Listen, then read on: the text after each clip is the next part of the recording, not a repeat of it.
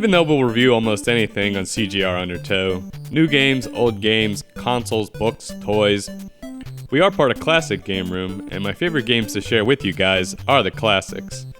For me, in my late 20s, classics means 8-bit NES games. What you're seeing now is one of my all-time favorites from that era, Startropics. Startropics, released in 1990, and by none other than Nintendo itself, is a top-down action-adventure game that often gets compared to Legend of Zelda.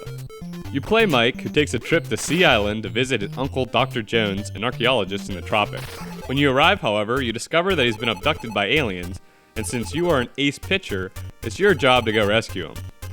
Believe it or not, that's not the most ridiculous event in the game. You visit the chief of the island, who gives you a yo-yo,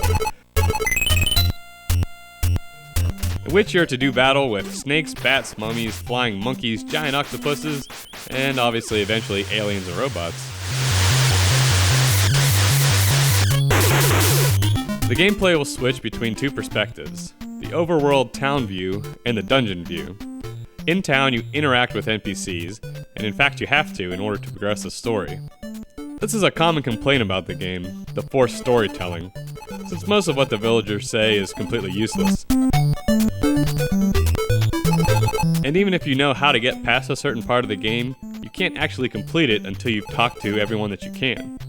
This never bothered me too much, honestly, other than sometimes getting stuck because I would talk to someone in the wrong order and not realize they wouldn't let me pass until this little girl informed me that she has missed Coral 1990.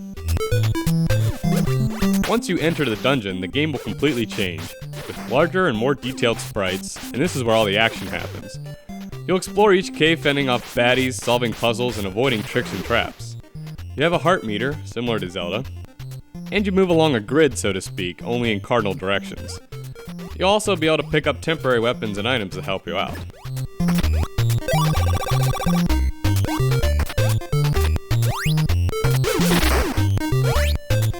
Another common complaint about Startropics is the difficulty, and for the most part I would agree, it's pretty tough. But I think it's a good challenge. The life and continue system is rather forgiving. The game auto-saves at every chapter and dungeon, so the furthest you'll go back after losing all your lives is the beginning of a dungeon, allowing you to eventually learn all the enemy movement paths and solutions to the puzzles.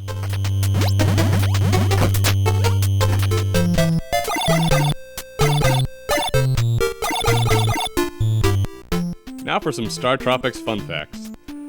Startropics, despite being developed by Nintendo and by Japanese developers that lived in the US, was never released in Japan, only in North America and Europe. The original game manual came with a letter from Dr. Jones inviting you to visit him on Sea Island. But it actually went further than that. At one point in the game, after escaping the belly of a whale, Dr. J's assistant gives you a message and says, "Tell Mike to dip my letter in water." Submerging the letter in water would actually reveal a code that is needed in the game to proceed. In the days of Skylanders, interacting with a game in the real world is a common thing, but something like this was pretty uncommon in the early 90s. Startropics has everything you want in an NES classic. Fairly clever and interesting storyline that keeps the game moving and you motivated to see what happens next. Challenging puzzles and gameplay that keep fresh and throw something new at you with each chapter. The music is some of my favorite from the era too, which is nice since you'll be hearing a lot of it, especially the dungeon music. Startropics isn't hard to find either. You can get it on the Virtual Console, and certainly worth a buy if you're into old school cult classics. There was a sequel released in 1994, but unfortunately it didn't live up to its predecessor and killed the series off. Which is a shame. I think Startropics needs to be added to the list of games getting some modern retro love.